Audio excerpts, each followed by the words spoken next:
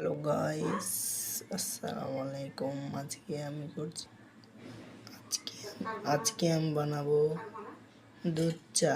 তো এই দুধ চা আপনারা পুরো ভিডিওটা দেখবেন, ভালো লাগলে একটা লাইক করবেন।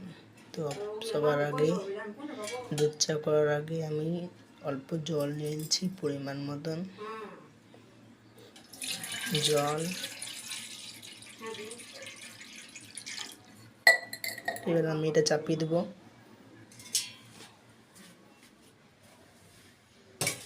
রাখাটা জ্বলিয়ে দিই।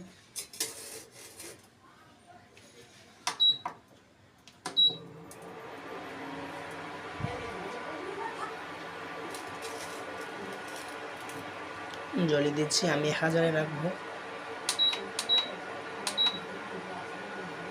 আমি চিনিটা দিয়ে দিচ্ছি।